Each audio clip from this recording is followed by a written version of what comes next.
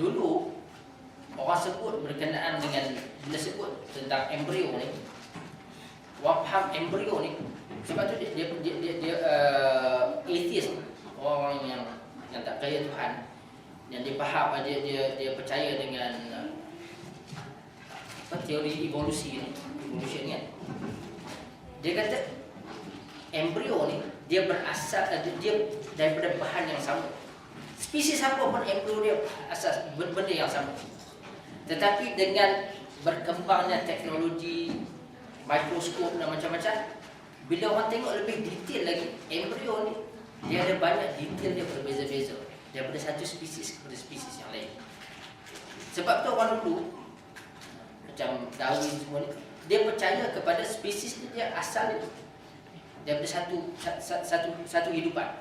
Sebab bila dia tengok embrio ni, embrio binatang apa dia bahannya sama. Tetapi dengan berkembangnya ilmu, teori itu tak betul. Sebab tu Dr. Amin Reza mengatakan bahawa ilmu sains ni dia berkembang. Dia tak ada keputusan yang qat'i tentang perkara ini. Satu lagi, kita juga faham racun ini dia boleh membunuh. Dan kita juga faham dengan perkembangan sains sekarang, racun yang sama juga boleh digunakan sebagai penawar. Bisa ular, kan? Bisa ular tu dia racun, tetapi juga digunakan sebagai penawar dalam bidang perubatan. Dan satu lagi, dan Dr. Amir Reza juga dia sebut berkenaan dengan racun dan penawar. Dia kata inilah salah satu bidang yang saintis Muslim dia kata lacking. Sebab dia kata kita sepatutnya buat kajian. Dan yang ketiga, dia kata kita bila bertemu benda-benda yang macam ni, kita jangan ada sikap yang tergesa-gesa. Ya, tergesa-gesa. Tak betul ni. Dan sebenarnya Dr. Amin Reza bila dia sebut benda ni, dia secara tak langsung dia kritik sikit Maurice Bucaille. Sebab Maurice Bucaille dalam kitab dia, dalam buku dia tulis berkenaan dengan sains dan Quran dia kritik hadis. Dia tak terima. Jadi Dr. Amin Reza dia balas tulisan Dr. Maurice Bucaille berkenaan dengan buka batu. Dia kata jangan tergesa-gesa. Dan satu lagi hakikat, Dr. Amin Reza mengatakan bahawa hadis ini, kalau kita baca tadi, hadis ini tak larang orang bunuh lalat, membasmi lalat, tak ada. Dan hadis ini tidak menunjukkan bahawa Rasulullah suruh kita biar makanan tu. Dia kata kalau termasuk, bukan dia suruh biar terbuka, kebersihan tetap dijaga. Dan yang kelima,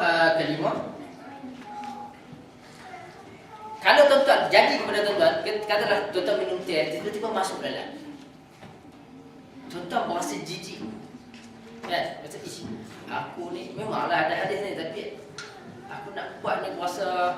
Orang Tara kata berasa lan lah, kan? Geli lah. Dr. Amin Reza dan Dr. Yusuf Al-Qaradawi mengatakan Allah tidak merupakan kepada kita benda yang lebih daripada mampu kita buat. Jadi kalau kita rasa aku tak lalu minum lah, itu saja. Dr. Yusuf Al-Qaradawi dia kiaskan kepada hadis berkenaan dengan dog. Nabi tak makan dog. Sebab apa dia tak makan? Sebab macam setengah orang kita tak makan ikan sungai kan. Setengah orang tak boleh ikan sungai sebab dia tak lalu. Nabi tak makan. Jadi benda begini bukan asas. Jadi kalau kita tak mau minum, kan, kita rasa geli ya. Kan? Walaupun ada ulama mengatakan bahawa kalau kita buat tu kita dapat pahala. Sebab apa? Nabi buat benda tu. Ini merupakan sunnah Nabi SAW. Dan yang terakhir, Dr. Amin Reza mengatakan bahawa hadis ini tidak mencegah seseorang memerangi lalat. Jadi benda-benda yang sebegini yang kita perlu faham berkenaan dengan hadis Nabi SAW. Tak boleh kita baca satu hadis lepas tu kita terus nak buat satu-satu hukuman. Ada banyak perkara dan beberapa perkara insya-Allah yang kita akan sebut dalam kuliah akan datang berkenaan dengan hadis ini. Satu, kita perlu memahami hadis sunnah Nabi SAW menurut perspektif Al-Quran. Kita timbang hadis itu dengan Al-Quran Al-Karim. Dan kita untuk mendakwa sesebuah hadis itu bertentangan dengan Quran, kita perlu teliti.